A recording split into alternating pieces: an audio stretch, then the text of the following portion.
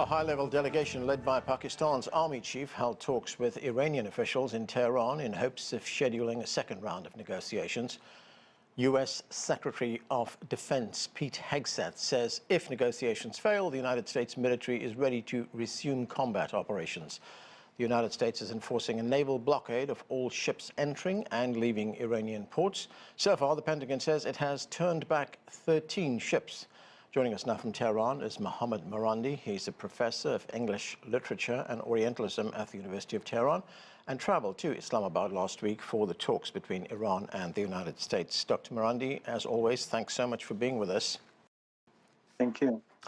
I want to start with this latest development. The White House is announcing that there has been a ceasefire agreed between Lebanon and Israel. The ceasefire will last for 10 days. Now, this has been one of the primary conditions from the Iranians for there to be any kind of agreement with the United States on resolving this conflict. What do you make of this announcement by the White House and the fact that that ceasefire will, I mean, it's a deal that was done separately between the Lebanese leader, the president there, and the Israeli prime minister. So what do you make of it?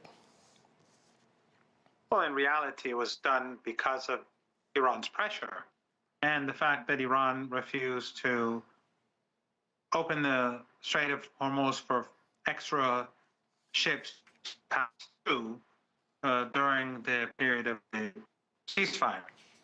The global economy is moving closer and closer to catastrophe. So they ultimately had to force the Israeli regime to accept the ceasefire. It was supposed to be enforced, come into place last night. Netanyahu once again resisted, but finally it is taking place, and it really has nothing to do with the Lebanese president or the prime minister. It is because of the leverage that Iran has through using the Strait of Hormuz. Yeah, and do you have any faith that the ceasefire will hold? Because there have been previous ceasefires between Lebanon and Israel. And in one instance, Israel violated a ceasefire 10,000 times, according to the United Nations. No, no one trusts the Israeli regime. They are constantly seeking crises. They've been doing this for decades, but especially during the last 2.5 years, Netanyahu has always sought further crises in order to maintain his rule. But Iran has a lot of leverage, and that is how this ceasefire finally came into effect. It was supposed to be a part of the broader ceasefire agreement. The Pakistani government said that it was. Trump later said it wasn't, but the fact that he continues to use Pakistan is a clear indication that Pakistan was not lying. And what the Iranians did is they said, okay, if you're not going to end the fighting, end the aggression, the genocidal attacks on Lebanon, then we're not going to let any of the ships that we promised to let through the Strait of Hormuz to move. And Iran waited and waited, and now as the global crisis is getting more and more problematic for the Trump regime, they finally made that move and pushed the Israelis to end the fighting.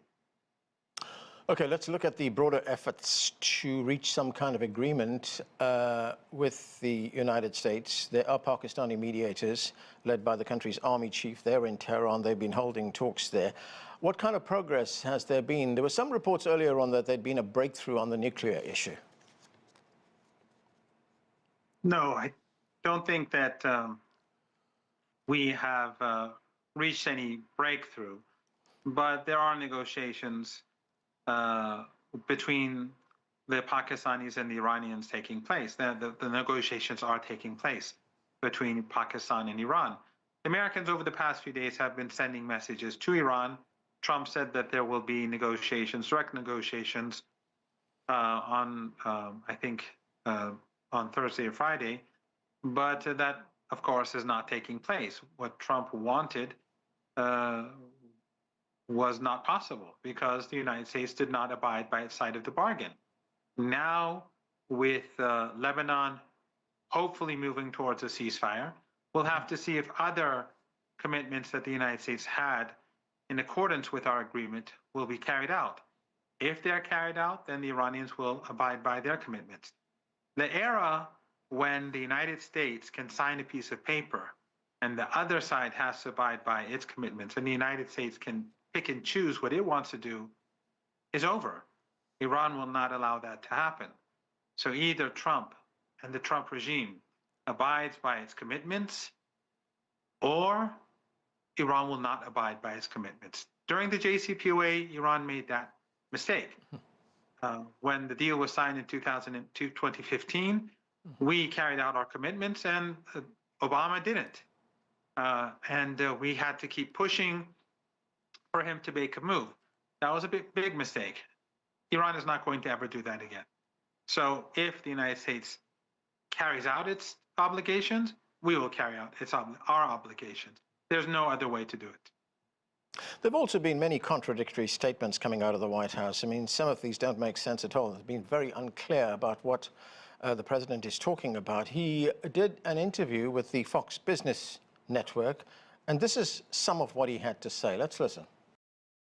I think it's close to over, yeah. I mean, I view it as very close to over. You know what? If I pulled up stakes right now, it would take them 20 years to rebuild that country.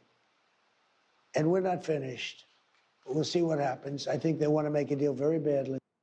So what do you make of what the president has to say there, while at the same time trying to get into negotiations with Iran to settle this? Well, a couple of things. One is that if he attacks Iran and tries to destroy our infrastructure, which would be a crime against humanity, and we haven't seen any Western media outlet express rage, even opponents of Trump, at these statements, obliterating Iran, taking it back to the Stone Age, erase the civilization. We haven't seen outrage, and that just shows that the entire Western media is Epstein class controlled. There may be different factions, but they're void of any morality when it comes to empire, whether it's the Guardian or Breitbart, whether it's the New York Times or Sky News. It doesn't really matter.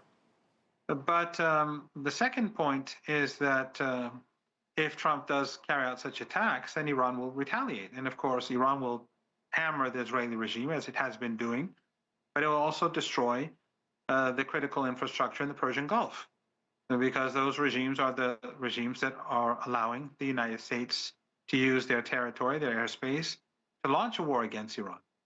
And those regimes are much more vulnerable than Iran. And if that happens, then there will be no more oil and gas to export from the Persian Gulf. And that will mean that we will have a global economic depression. So if he sets Iran back a couple of decades, we'll set him back a bit more than that. The United States also says that it continues to maintain or enforce this blockade of the Strait of Hormuz, and that it is working. The United States says that it has turned back ships. Is there any truth to that? Well, as you said earlier, the Trump regime has always been saying things that don't necessarily make sense, and they're often not true.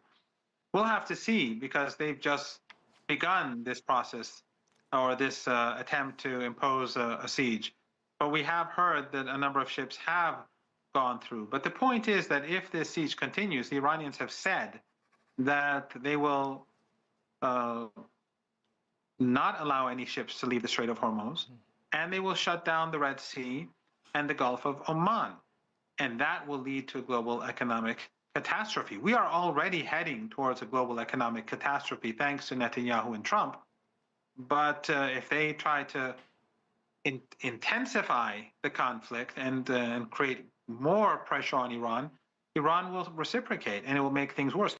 There's been one other development, and that is the British Prime Minister Keir Starmer says that he is working with the French President Emmanuel Macron to put together a 40-nation coalition to reopen the Straits of Hormuz. He made a speech before the British Parliament, and in that speech he also spoke about military planning, quote unquote. We don't know what that means. There were no details about that. But will Iran engage with this 40-nation coalition? Well, we'll have to see which 40 nations are going to be involved.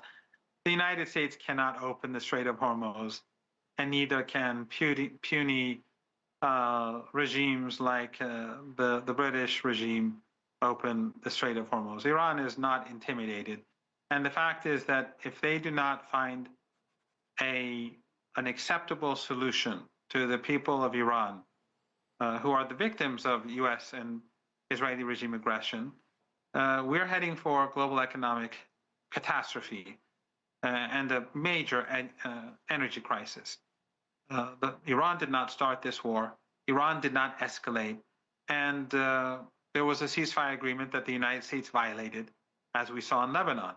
So no one can blame Iran, and Iran is not intimidated by any 40 nations that the British Prime Minister is dreaming of in his imagination. Dr. Mohammad Marandi, thanks for being with us.